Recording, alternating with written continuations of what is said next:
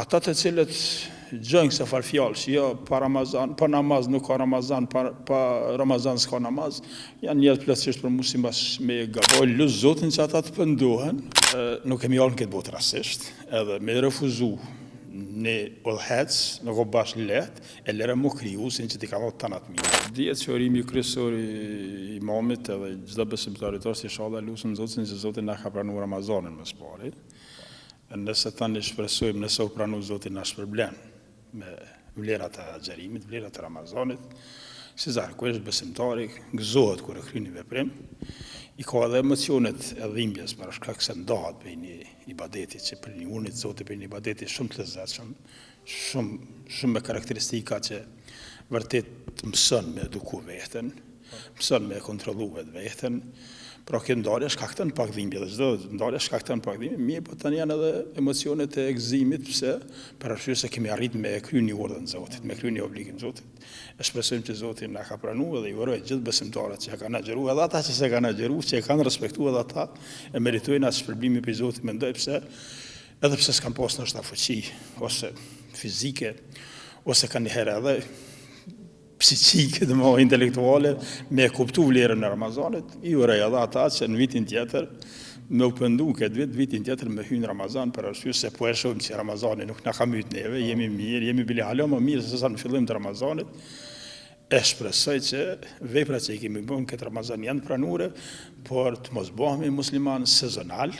po edhe pas Ramazanit të vazhdojmë prapë me Ramazan. Qa me Ramazan, pra me veprat mira, me sjellje të mira, me shqetësim të mirë, me dëgjim të mirë, me gjithçka që na ka mësuar Ramazani. Po,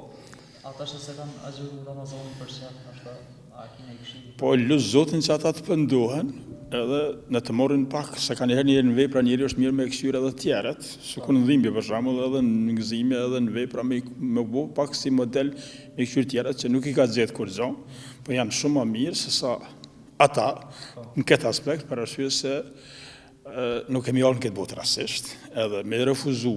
në udhëhec, nuk o bash lehtë, e lere mu krijuesin që t'i ka dhënë tanat mirat, edhe jetën. Domethënë gjithçka është madhejnë Allah. E tash nuk e ke kryer një urdhën e Zotit, inshallah një pendim, po inshallah tani në vitin tjetër e pranojnë këtë gabim që e ka bërë këtë vit dhe në vitin tjetër vazhdojnë me e ata që se kanë agjëruar qëllimisht, me ta nuk kam nevojë me komunikacione se janë trima fort. E përmend inshallah na ka pranuar, po vetë fundit u hap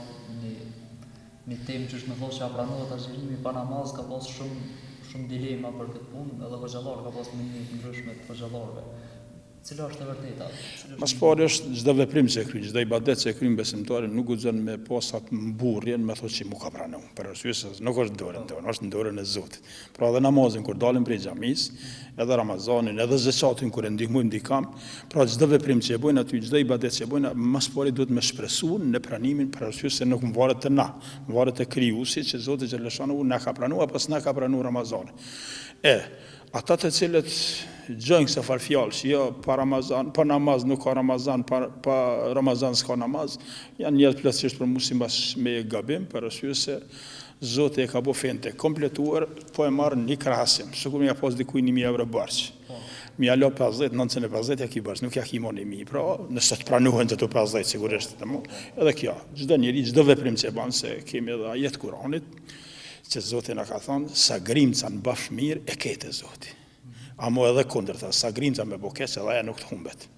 Pra unë mendoj që edhe ata që kanë agjëruar dhe nuk jenë falë, inshallah fillojnë edhe falen, po në realitet Zoti nuk më parim Zoti nuk humb kurrë, nuk humb kurrë. Edhe të mirën edhe të keqen e kemi të Zoti. E kretë ata që kanë agjëruar ndoshta veç me mos ngroni edhe mos pirje, Ramazani shpesherë unë bëj edhe si humor, si huaj, thamë, kur më pyesin diku se na e më lasman çushje me Ramazan, valla Ramazan kam po grevuri, Ramazan nuk kam grevuri, pse? Nëse ke agjëruar edhe nuk ke ruajtur për haramin, nuk ke ruajtur për sanësi, atëherë është rrezik. Do të mos rrezik, do të ke dëmtuar se agjërim